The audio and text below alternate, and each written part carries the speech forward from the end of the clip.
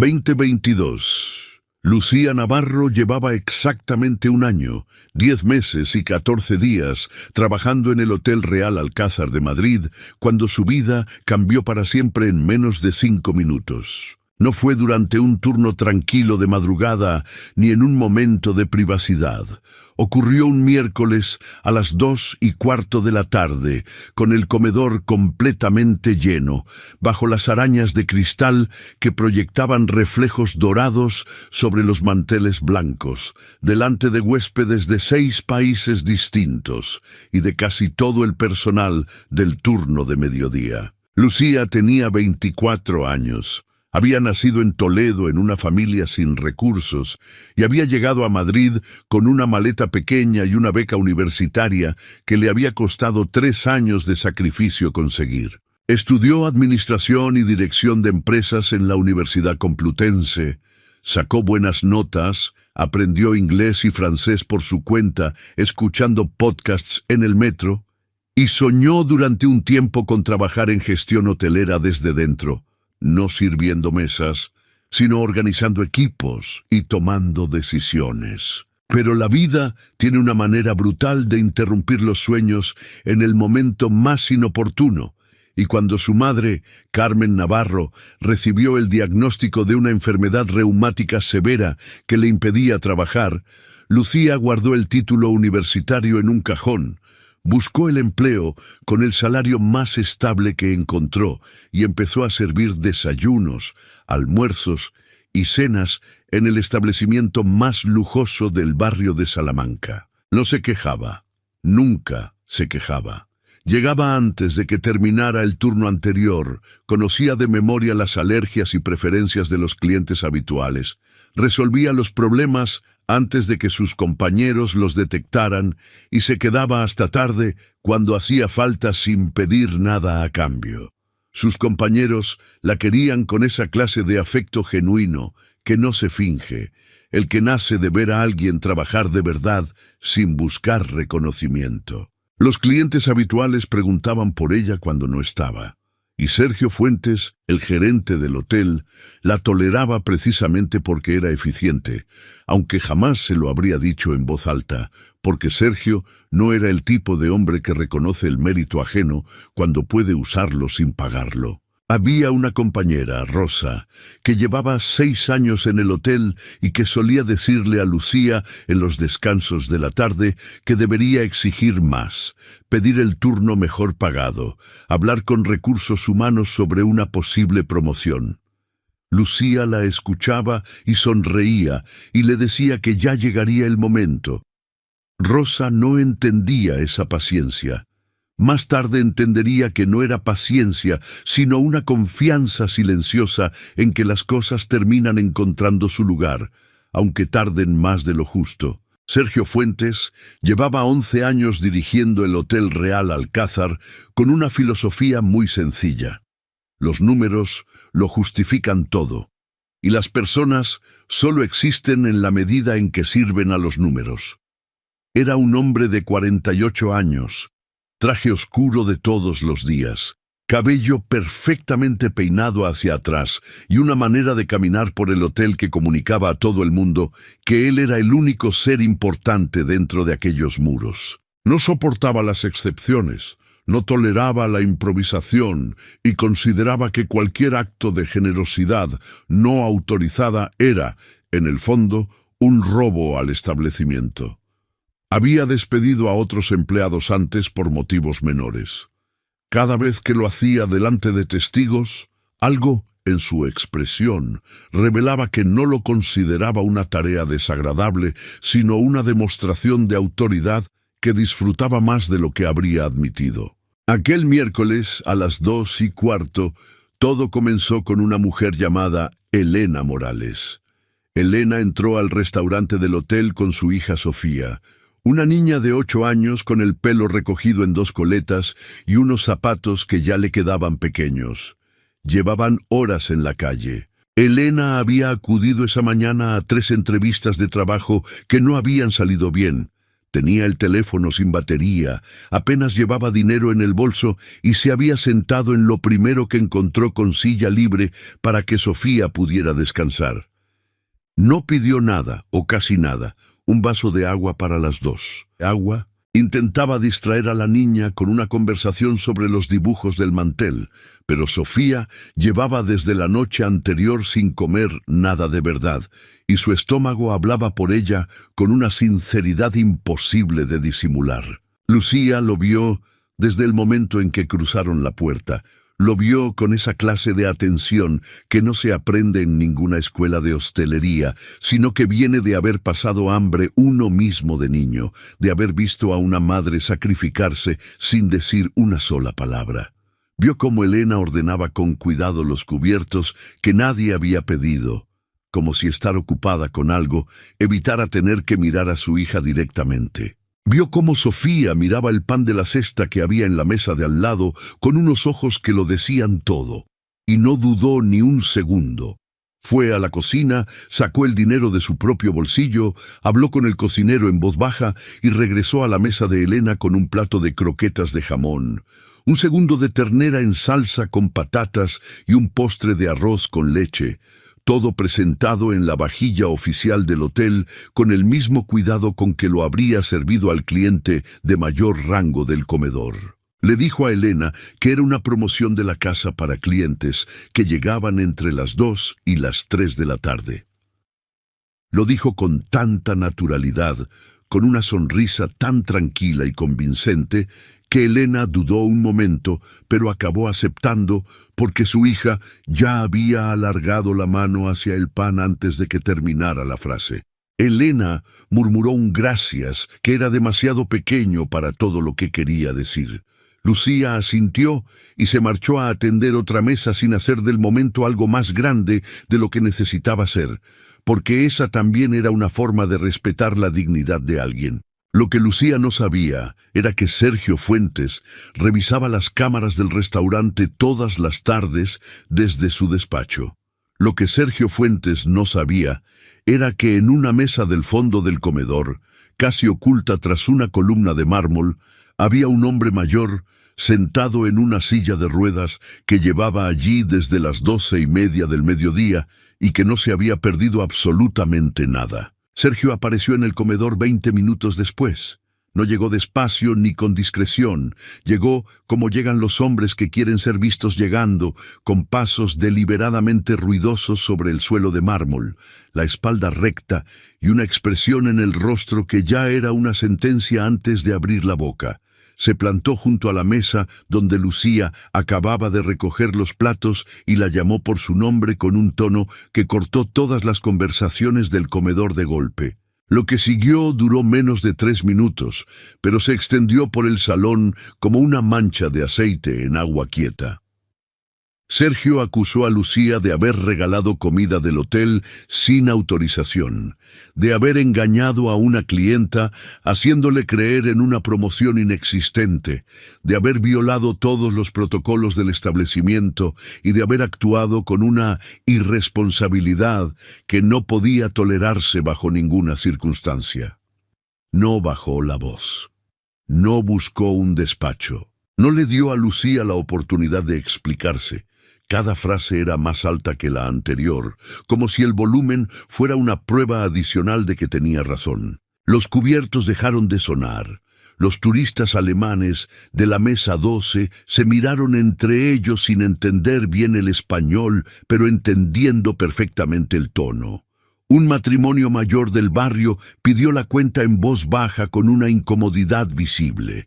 2 camareros jóvenes miraban al suelo, quietos, con esa inmovilidad de quienes saben que moverse equivale a volverse visible. Rosa, desde el otro extremo del comedor, miraba a Lucía con los ojos muy abiertos y los labios apretados. Elena Morales se puso de pie con Sofía pegada a su pierna, mortificada, intentando decir algo, intentando explicar que ella no había pedido nada, que había sido la chica quien había traído la comida, que por favor no la castigaran por algo que ella no había pedido. Pero Sergio no le dio ninguna oportunidad a nadie. Señaló la puerta y le dijo a Lucía que recogiera sus pertenencias del vestuario y abandonara el edificio antes de que él llamara a la policía. Le dijo también, con una satisfacción que no se molestó en disimular, que se olvidara de volver a trabajar en cualquier establecimiento de esa ciudad, porque él se encargaría personalmente de que su nombre quedara marcado en el sector. Lucía no lloró. No levantó la voz, no respondió a ninguna de las acusaciones. Se agachó, recogió la bandeja de plata que había caído al suelo durante el altercado, la depositó sobre la mesa más cercana con una calma que resultó más elocuente que cualquier argumento, y caminó hacia la salida con la cabeza completamente recta. Al pasar junto a la mesa de Elena, le dedicó una mirada breve, casi imperceptible, que decía lo único que importaba decir: que no se preocupara, que no había pasado nada malo, que estaban bien. Nadie en el comedor aplaudió, nadie protestó en voz alta, pero el silencio que dejó Lucía al cruzar las puertas de cristal era el tipo de silencio que pesa, el que se instala en las personas y tarda días en irse.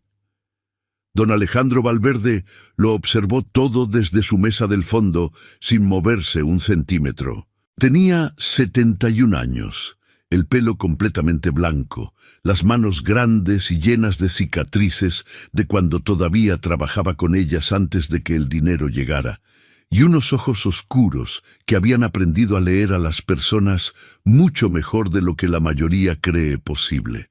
Un accidente de tráfico 5 años atrás le había dejado la columna dañada y lo había confinado a una silla de ruedas que él usaba como si fuera un trono, sin queja y sin disculpa. Fundó el grupo Valverde Hoteles con un solo establecimiento en Salamanca cuando tenía 32 años, y en las 4 décadas siguientes construyó uno de los grupos hoteleros más importantes de la península, con más de 40 propiedades repartidas entre España y Portugal. Visitaba sus hoteles sin avisar. Siempre lo había hecho, incluso antes del accidente, porque aprendió muy pronto que los establecimientos se comportan de manera diferente cuando saben que el propietario está mirando, y que la única manera de conocer la verdad de un negocio es presentarse cuando nadie te espera. En los últimos años, la silla de ruedas le daba una ventaja adicional que nunca había pedido, pero que sabía aprovechar. La gente tiende a ignorar a las personas mayores con movilidad reducida como si fueran parte del mobiliario.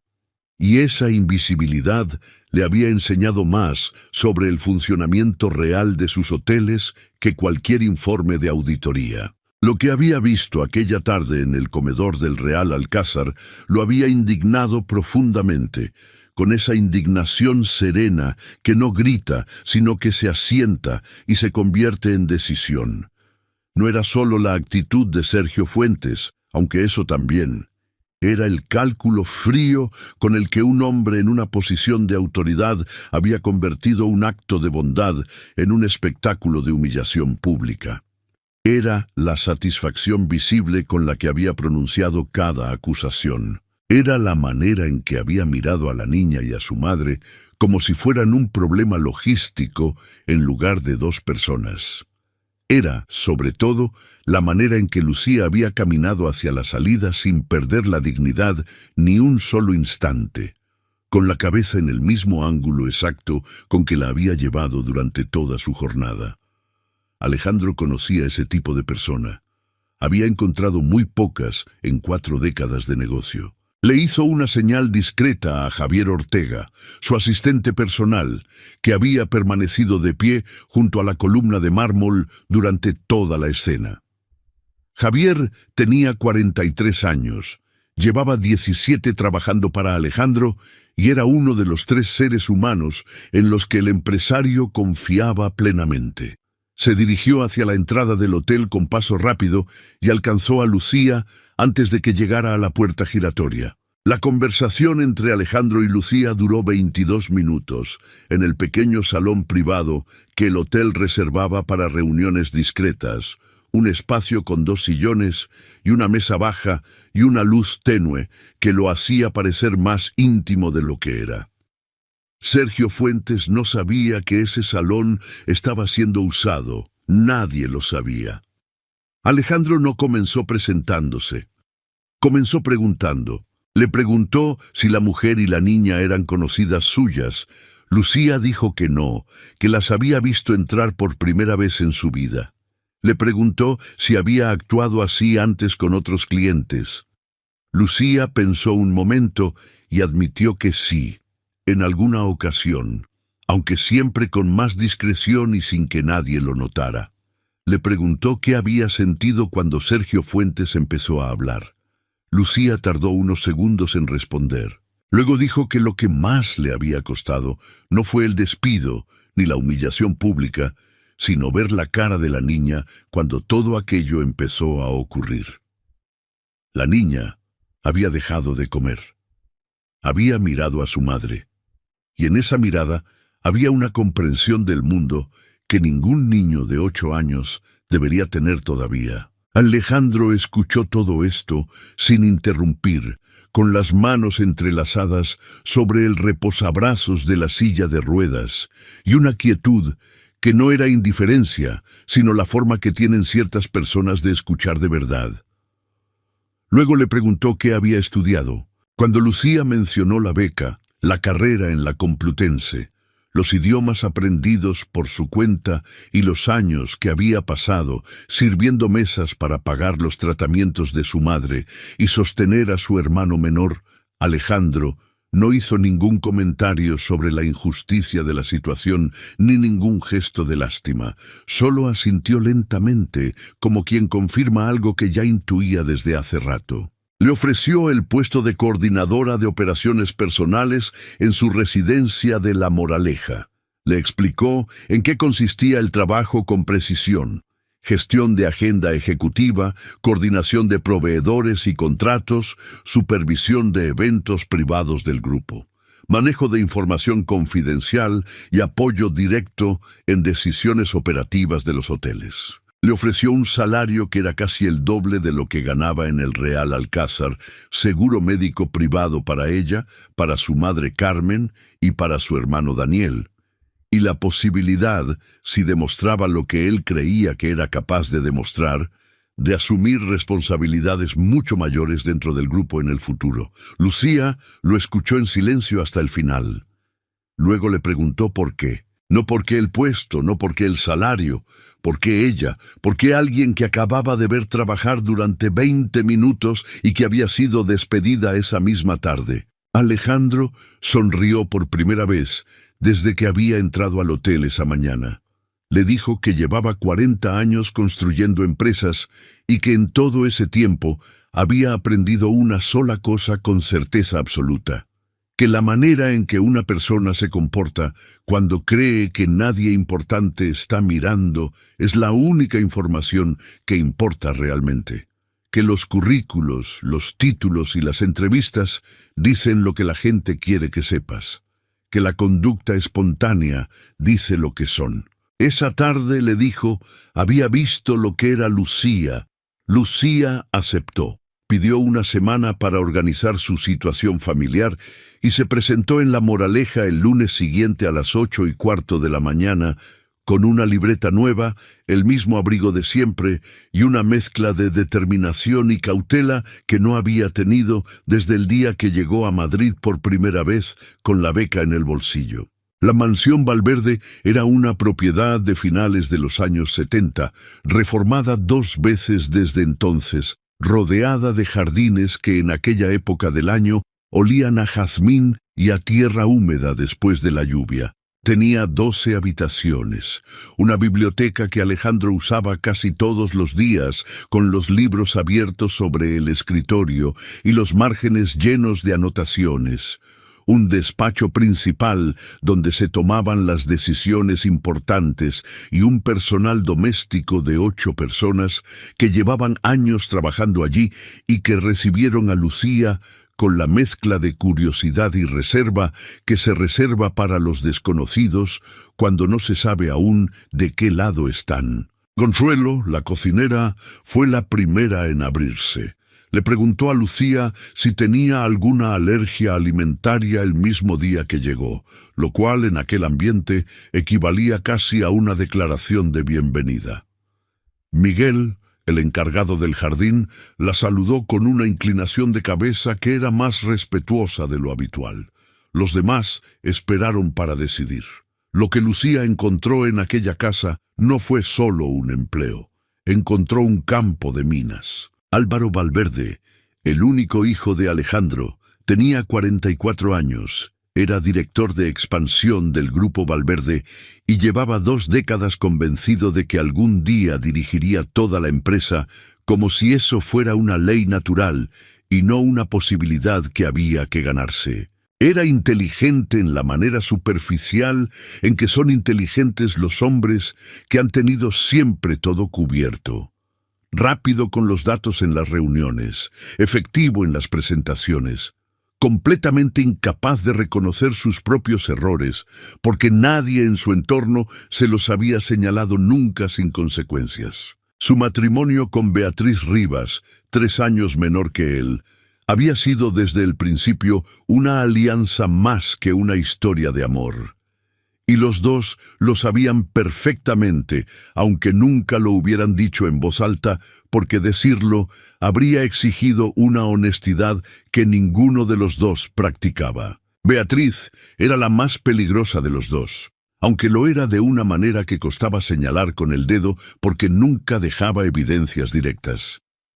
Era elegante de esa manera que requiere constante esfuerzo y que por eso mismo resulta siempre ligeramente tensa, como si el barniz pudiera agrietarse en cualquier momento si alguien miraba demasiado de cerca. Tenía una memoria extraordinaria para los detalles que podían usarse contra las personas en el momento oportuno, una habilidad natural para identificar las inseguridades ajenas con una sola conversación y una paciencia para construir situaciones desfavorables que habría resultado admirable si se hubiera puesto al servicio de algo útil. Desde el primer día que vio a Lucía, decidió que aquella mujer era una amenaza y se propuso eliminarla con la misma frialdad con que se elimina un obstáculo en un tablero de ajedrez, sin prisa y sin contemplaciones. Las primeras semanas fueron una acumulación calculada de pequeñas derrotas, diseñadas para desmoralizar sin dejar huella visible. Beatriz le transmitía instrucciones a través de terceros, que luego resultaban ser incorrectas o directamente contrarias a lo que Alejandro había pedido, creando situaciones en las que Lucía quedaba mal sin que nadie pudiera señalar claramente a quién culpar. Álvaro cuestionaba en voz alta cada decisión que Lucía tomaba durante las reuniones. Aunque fuera una decisión menor sobre proveedores o logística, construyendo poco a poco en los presentes la impresión de que la nueva coordinadora no tenía la experiencia ni el criterio necesario para estar donde estaba. Se bloqueaba su acceso a sistemas de información que necesitaba para hacer su trabajo, y luego se le pedía que diera cuenta de resultados que no podía obtener sin esa información. Lucía documentaba todo, con fecha, hora y nombre de quien había dado cada instrucción. No hacía escenas, no se quejaba con Alejandro, no confrontaba a Álvaro ni a Beatriz directamente porque sabía que eso era exactamente lo que esperaban de ella. Guardaba cada correo electrónico impreso en una carpeta, anotaba cada conversación relevante en su libreta, conservaba cada mensaje que contradecía las instrucciones previas. Lo hacía con la misma serenidad metódica con que había servido los desayunos en el Hotel Real Alcázar durante casi 2 años, porque había aprendido muy temprano en la vida que la mejor respuesta a quien quiere verte perder el control es no perderlo nunca, ni siquiera cuando tienes razones de sobra para hacerlo. Al mismo tiempo, sin esperar a que nadie le diera permiso, empezó a trabajar. En las primeras 3 semanas, reorganizó por completo la gestión de proveedores de la residencia, trazó un mapa de todos los contratos vigentes y detectó duplicidades y solapamientos que nadie había revisado en años porque nadie había tenido el tiempo o el interés de hacerlo. Redujo los gastos operativos mensuales en una cifra concreta que hizo que Alejandro levantara la cabeza del informe, la mirara durante varios segundos sin decir nada y luego asintiera despacio con una expresión que Lucía aprendió a reconocer como su manera de mostrar que algo le había sorprendido bien. Detectó un problema en la coordinación logística de un evento privado que el grupo iba a celebrar en la finca 3 semanas más tarde. Propuso una solución diferente que resultaba más eficiente y más barata que el planteamiento original, y lo ejecutó sin necesitar que nadie la supervisara. Cuando Alejandro le encargó revisar los contratos de 3 proveedores del Hotel de Sevilla, que generaban quejas recurrentes desde hacía más de un año, entregó un análisis completo con alternativas concretas y recomendaciones detalladas en 4 días. Cuando el plazo acordado era de 10. Alejandro empezó a pedirle que estuviera presente en reuniones que antes solo incluían a Álvaro y a los directivos de mayor rango. Empezó a consultarle cosas antes de tomar decisiones, no como cortesía, sino porque sus respuestas solían identificar ángulos que los demás no habían visto. Empezó a contarle aspectos del grupo que no compartía fuera del Consejo de Administración, con esa confianza pausada que solo se da a las personas que han demostrado que saben qué hacer con la información que se les entrega. Álvaro lo observaba y cada semana que pasaba, la preocupación se convertía en algo más oscuro y más urgente.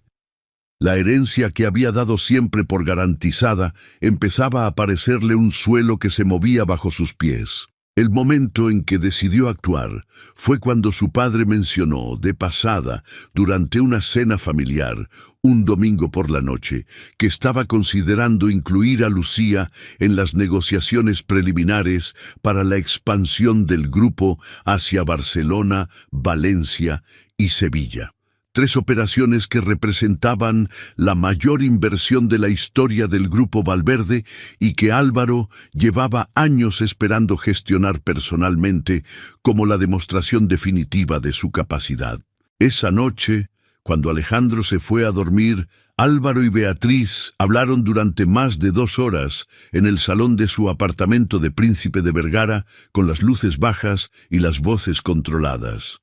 Lo que diseñaron no fue un impulso, sino un plan elaborado con la precisión fría de quienes conocen perfectamente el terreno que pisan y no tienen escrúpulos sobre cómo usarlo.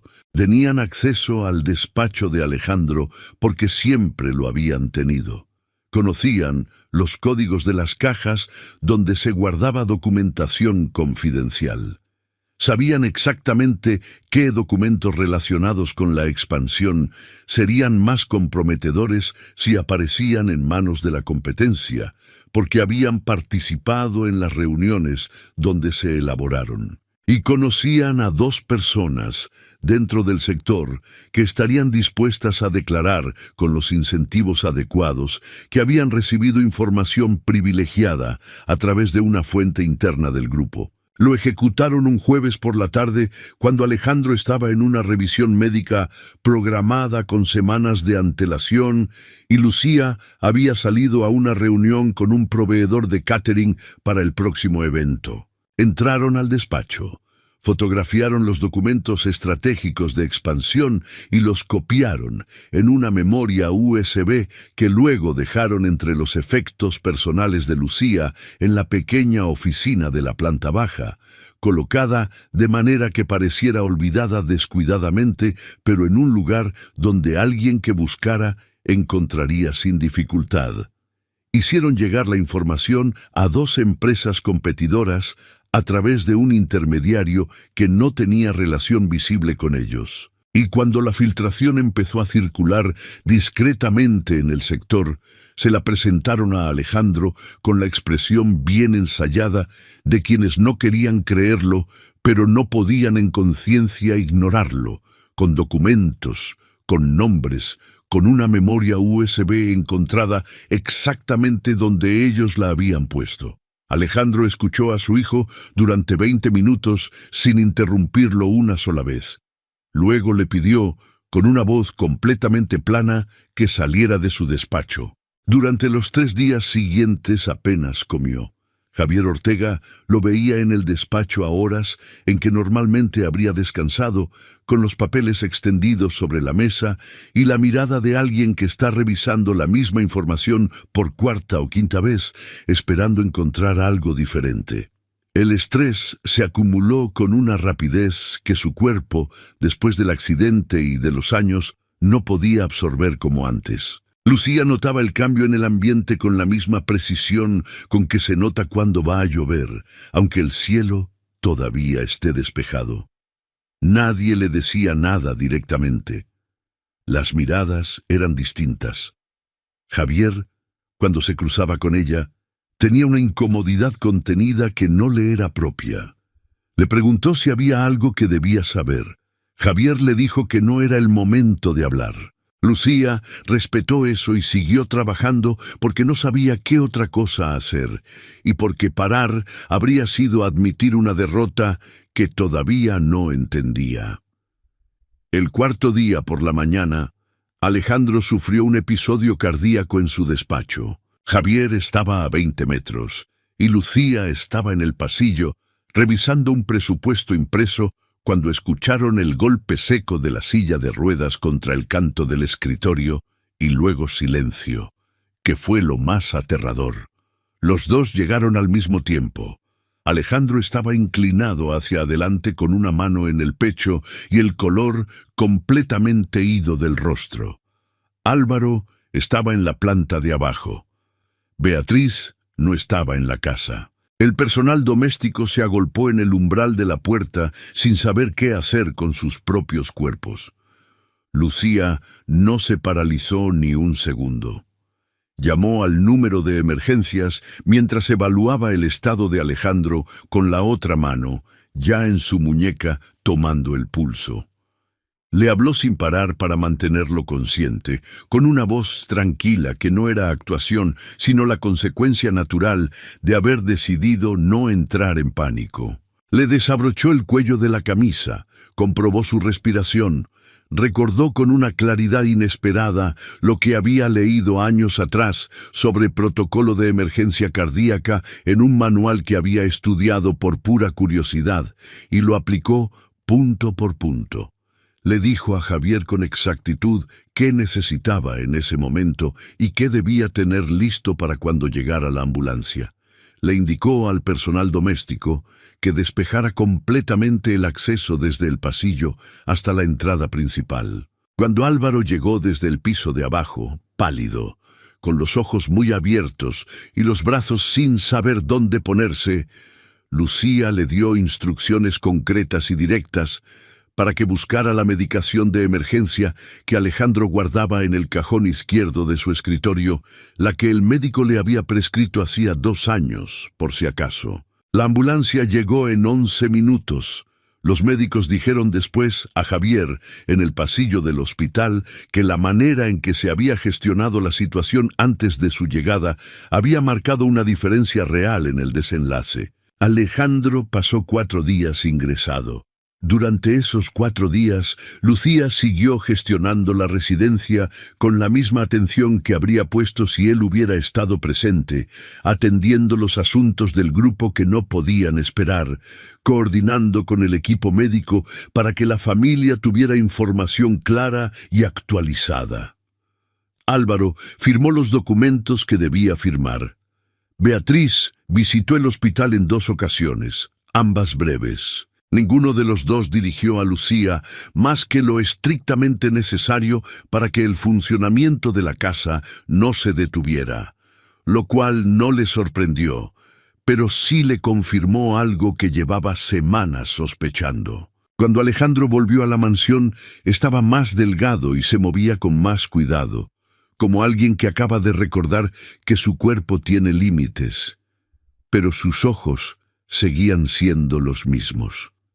El primer día que pasó en su despacho, llamó a Javier y estuvieron hablando durante casi 2 horas con la puerta cerrada y las persianas a medio bajar. Lo que Javier le contó aquella tarde era la razón por la que Alejandro había instalado, años atrás, un sistema de cámaras discretas en los espacios comunes de la mansión. No en las habitaciones, no en los baños, no en ningún espacio privado, sino en los pasillos principales, el salón, el despacho y la sala de reuniones. Lo había hecho después de que desaparecieran documentos importantes durante un conflicto interno anterior con un socio que ya no formaba parte del grupo, y lo había mantenido activo, porque en varias ocasiones había aclarado situaciones que de otro modo habrían quedado sin respuesta. Nadie en la familia lo sabía. Entonces, Javier llevaba semanas con una sospecha que no había querido articular en voz alta hasta tener algo concreto. La tarde que Álvaro y Beatriz entraron al despacho de Alejandro, las cámaras lo habían grabado todo. La entrada, la apertura de las cajas, la fotografía de los documentos, la memoria USB y la colocación deliberada y cuidadosa de esa memoria USB entre los efectos personales de Lucía en la oficina de la planta baja. Alejandro vio las grabaciones esa misma tarde. Tardó más de lo que duran las imágenes porque tuvo que parar varias veces. No porque le costara entender lo que veía, sino porque entenderlo y aceptarlo son cosas distintas cuando se trata de tu propio hijo. No llamó a Álvaro esa noche, llamó a sus abogados. La reunión extraordinaria del Grupo Valverde se convocó para un jueves a las 11 de la mañana en la sede central del grupo, un edificio de cristal y acero en el Paseo de la Castellana, cuya sala principal tenía capacidad para 30 personas, y aquella mañana albergaba a los 8 miembros del consejo, los 3 abogados principales del grupo, 2 directivos de alto rango y, por primera vez en la historia de ese tipo de convocatorias, Lucía Navarro, sentada al lado de Javier Ortega, con una libreta sobre la mesa y sin saber con exactitud por qué estaba allí. Álvaro y Beatriz llegaron convencidos de que la reunión era para formalizar las consecuencias sobre Lucía. Álvaro había preparado un argumento sobre la necesidad de proteger la confidencialidad en las empresas familiares. Beatriz llevaba puesto el traje que usaba para las ocasiones que requerían proyectar seriedad y confianza al mismo tiempo. Los dos se sentaron con la postura de quienes esperan presidir algo. Alejandro los dejó sentarse, los dejó mirarse entre ellos con esa seguridad que tienen las personas cuando creen que controlan la situación. Luego comenzó a hablar. No levantó la voz en ningún momento durante los 40 minutos que duró su intervención. No usó adjetivos innecesarios, describió los hechos con la secuencia y la precisión de alguien que ha repasado la misma información muchas veces hasta tenerla completamente ordenada. Presentó las grabaciones, las dejó correr completas sin interrumpirlas. Cuando terminaron, el silencio en la sala era el tipo de silencio que no se interrumpe voluntariamente. Álvaro lo intentó de todas formas. Habló de contexto, de malentendidos, de la influencia que Lucía había ejercido sobre su padre desde el principio, de la necesidad de proteger el negocio familiar de personas externas con motivaciones que nadie podía verificar. Beatriz lo apoyó con más precisión léxica, pero en la misma dirección, buscando los ojos de los consejeros que llevaban más tiempo en el grupo. Nadie respondió. Los abogados miraban hacia adelante. Alejandro los dejó terminar. Luego explicó, con la misma calma de los 40 minutos anteriores, que ambos quedaban excluidos de todas las empresas del Grupo Valverde con efecto inmediato. que sus participaciones accionariales serían gestionadas conforme a los acuerdos societarios vigentes, que cualquier responsabilidad legal derivada de la filtración de información confidencial sería evaluada por el departamento jurídico, y que no tenía nada más que añadir sobre ese asunto. Luego se giró hacia Lucía y le explicó, delante de todo el consejo, que a partir de ese momento asumía la dirección de operaciones estratégicas del Grupo Valverde, con autoridad real sobre las decisiones de expansión hacia Barcelona, Valencia y Sevilla, con acceso pleno a la información del grupo y con la confianza completa del fundador. Lucía tardó unos segundos en responder. Pensó, en ese instante brevísimo, en su madre, en Daniel, en la niña de los zapatos pequeños comiendo pan con las dos manos. Luego dijo que aceptaba y que haría todo lo posible por estar a la altura. Álvaro y Beatriz abandonaron la sala sin mirar a nadie. La puerta de cristal se cerró detrás de ellos con un sonido suave y definitivo. 3 semanas después, con Lucía ya instalada en sus nuevas responsabilidades y comenzando a coordinar los equipos de las 3 ciudades, Alejandro le pidió que pasara por su despacho a última hora de la tarde. Le ofreció una silla, lo cual no era habitual en él porque normalmente las conversaciones importantes las tenía de pie o en movimiento, y le explicó que había un último encargo antes de que ella asumiera plena autonomía en su cargo. El contrato entre el Hotel Real Alcázar y el Grupo Valverde Hoteles vencía en 15 días. Era un contrato que incluía suministro de servicios, gestión conjunta de eventos corporativos y una línea de financiación preferente para reformas, y que representaba para el hotel un porcentaje significativo de sus ingresos anuales. Su renovación había sido considerada por todos los implicados como un trámite sin incertidumbre. Alejandro le pidió que fuera ella quien comunicara la decisión de no renovar, en persona, sin intermediarios.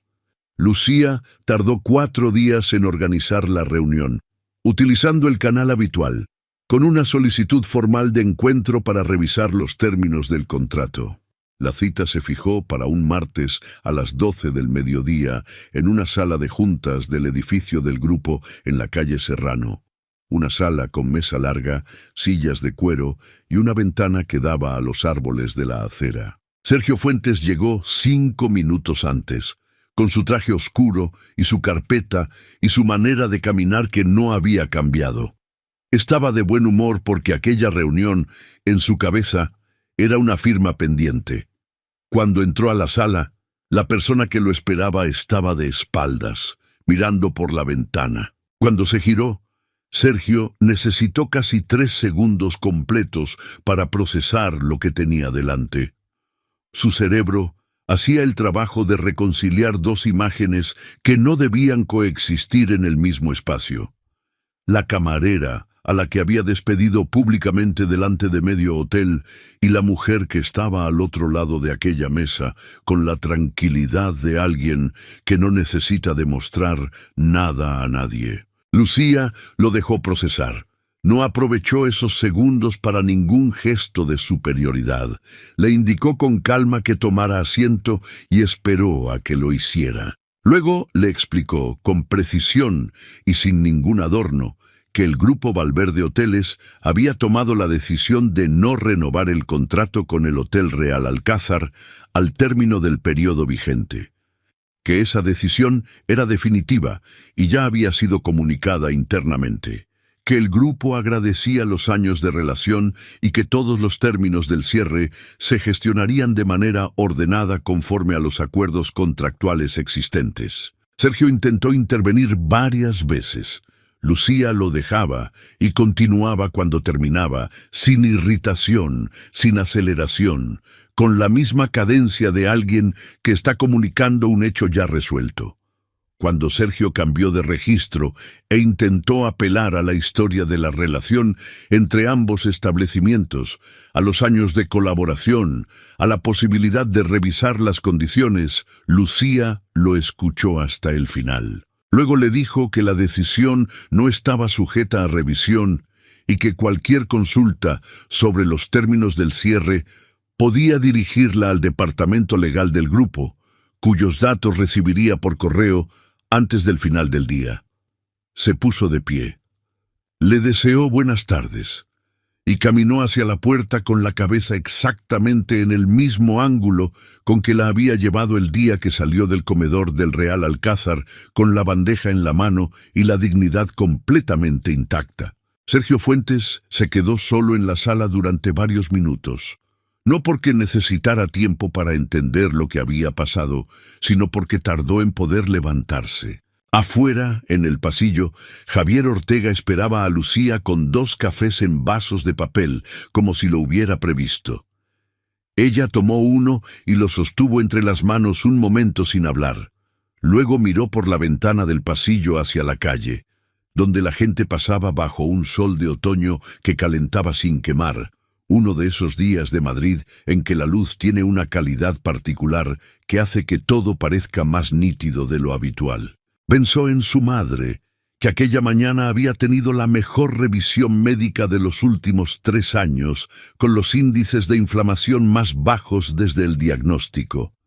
Pensó en Daniel, que había empezado a estudiar ingeniería el mes anterior con una tranquilidad económica que ninguno de los dos habría imaginado posible 12 meses atrás. Pensó en Elena Morales y en Sofía, a quienes había localizado semanas antes a través de una asistente social del barrio y a quienes el grupo, de manera discreta y sin convertirlo en ningún gesto público, había ayudado a estabilizar mientras Elena encontraba trabajo estable.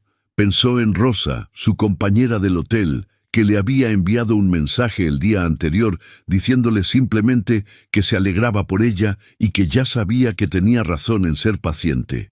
Pensó que la bondad no es ingenuidad, que actuar correctamente cuando nadie mira no es debilidad, sino la única manera de ser completamente libre, libre de verdad, sin deberle nada a la imagen que uno proyecta ni al miedo a lo que dirán. Que los hombres como Sergio Fuentes y las personas como Álvaro y Beatriz construyen su poder sobre la suposición de que todos calculan igual que ellos, de que todo el mundo tiene un precio o un punto de quiebre, y que esa suposición es, invariablemente, su error más grande y más costoso. Le dio un sorbo al café. Estaba en su punto. Si esta historia te ha llegado de alguna manera, si has reconocido en Lucía algo que también llevas tú o que has visto en alguien cercano, escríbelo en los comentarios. Cuéntanos qué parte te ha tocado más. Comparte este vídeo con alguien que necesite recordar hoy que hacer lo correcto siempre tiene un peso, aunque al principio duela más de lo que parece justo. Y si quieres seguir escuchando historias como esta, suscríbete al canal. Cada semana hay una nueva esperando por ti.